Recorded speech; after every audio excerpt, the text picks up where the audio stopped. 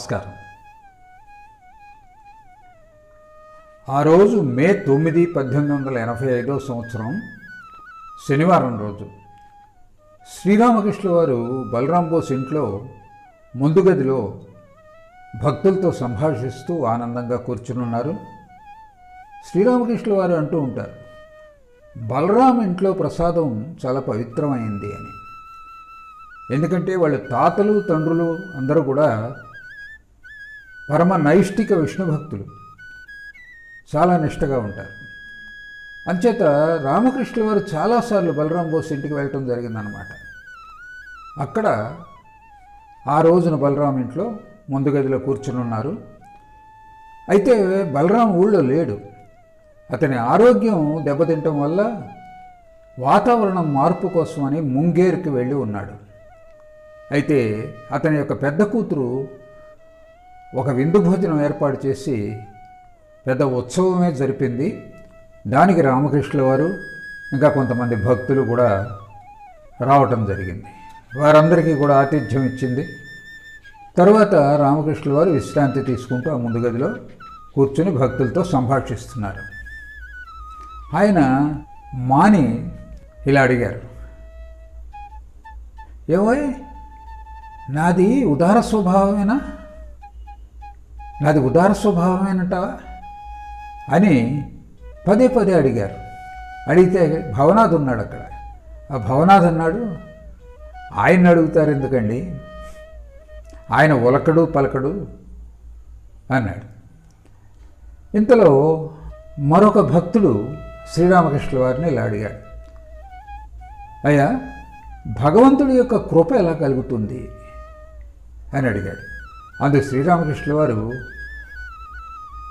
చూడండి, ఒక పిల్లవాడి దగ్గర ఒక జేబులో విలువైన రత్నం ఉంది. అతడు ఇంటి గుమ్మం మీద కూర్చుని ఉన్నాడు. ఆ వీధి గుండా అదే దారిని అనేక మంది వెళ్తూ ఉంటారు. వారి రత్నాన్ని చూసి, బాబు నాకు ఇస్తావా ఇది అని అడుగుతారు. అడిగితే అతడంటాడు, ఆహా నేను ఇవ్వను అంటాడు. అలా చాలామందికి ఇవ్వనని చెప్తాడు. అయితే కొంతసేపటికి ఒక వ్యక్తి అటుగా వెళుతూ ఉంటాడు. ఈ కుర్రవాడే లేచి పరిగెట్టుకు వెళ్ళి ఆ రత్నాన్ని అతని చేతిలో పెడతాడు. అతను కావాలని అడగకపోయినప్పటికీ కూడా అతని చేతిలో పెడతాడు. అలా భగవంతుడి యొక్క స్వభావం బాలక స్వభావం, చిన్న బాలుడు లాంటి స్వభావం ఉంటుంది భగవంతుడికి అని చెప్పారు రామకృష్ణ వారు. ఆ తర్వాత కొనసాగిస్తూ ఇలా అన్నారు, త్యాగం లేకుండా భగవంతుడిని సాక్షాత్కరించుకోవటం చాలా కష్టమైన పని. నా మాటలు ఎవరు ఆలకిస్తారు? నాకు తోడుగా ఉండే ఒక మంచి భక్తుడు సదా నాతో ఉండేందుకు దొరుకుతాడేమో అని చెప్పి చూస్తూ ఉంటాను. ఎవరైనా మంచి భక్తుడు దొరికినప్పుడు అనుకుంటాను, ఆహా ఇతడు నాతో ఉంటాడు కదా అని.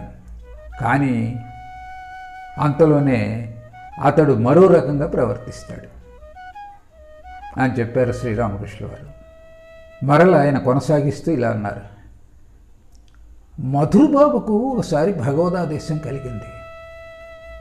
సర్వము మర్చిపోయి ఆ భగవచ్చింతనలో ఉండిపోయాడు. బాహ్యస్పృహ చాలా తక్కువ. అతడి నిత్యకృత్యాలు ఏమీ కూడా చేసుకునే పరిస్థితిలో లేడు. అతన్ని చూసి అందరూ, ఈయన ఇట్లా ఉంటే ఈయన జమీందారీ వ్యవహారాలు ఎవరు చూస్తారు?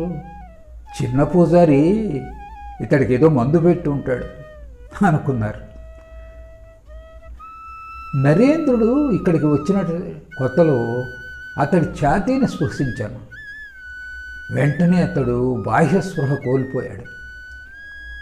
ఆ తర్వాత మళ్ళీ స్పృహ రాగానే, ఏమండి నన్ను అలా ఎందుకు చేశారు?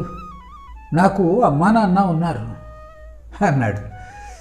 నీది నాది అన్నది అజ్ఞానజనితం అన్నారు శ్రీరామకృష్ణ వారు. అప్పుడు నరేంద్రుడు అన్నాడు, రుజువు లేకుండా భగవంతుడు మానవ రూపంలో అవతరిస్తాడని ఎలా విశ్వసించటం అన్నాడు. అందుకు గిరీషు, విశ్వాసమే రుజువు. ఈ వస్తువు ఇక్కడ ఉంది అనడానికి రుజువేమిటి? విశ్వాసమే అన్నాడు.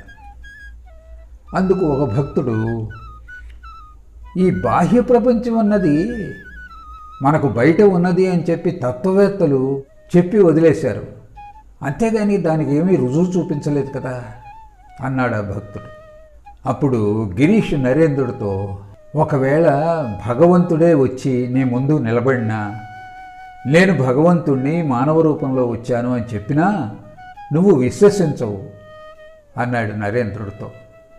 అప్పుడు యోగి నవ్వుతూ గిరీషు మిగిలిన భక్తులతో, ఇక నుంచి ఈయన అంటే శ్రీరామకృష్ణ వారు ఈ నరేన్ మాటలు నమ్మరు అన్నాడు.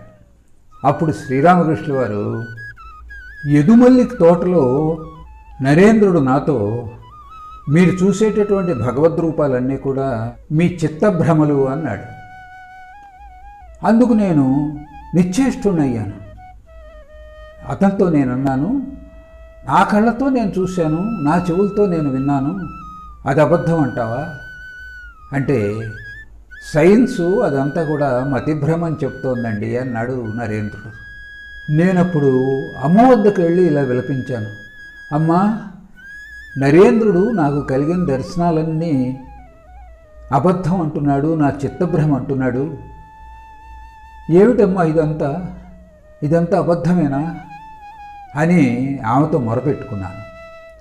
అప్పుడు అఖండ చైతన్యమయమైన దివ్య జ్యోతి, ఆ దివ్యమాత నాతో ఇలా చెప్పింది, అవన్నీ అబద్ధమైతే శాస్త్రాల్లో ఉన్నవాడితో ఎలా సరిపోలుతున్నాయి, అవన్నీ యథార్థాలే అని చెప్పింది అమ్మ. అప్పుడు నేను ఊరడిల్లాను. ఆ తర్వాత నరేన్తో, వెధవా, నా విశ్వాసాన్ని భగ్నం చేద్దామనుకుంటున్నావా, నువ్వు ఇంక నుంచి ఇక్కడికి రాకు అన్నాను అని చెప్పారు శ్రీరామకృష్ణులు. నరేంద్రుడి వయస్సు ప్రస్తుతం 22 సంవత్సరాలు 4 నెలలు ఉంటుంది.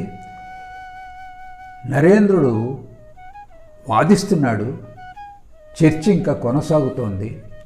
ఆ చర్చ ఏమి సాగుతుంది, ఏమేమి విషయాలు మాట్లాడతారు అనేది మనం రాబోయేటటువంటి ఎపిసోడ్లో చూద్దాం. అంతవరకు సెలవు, నమస్కారం.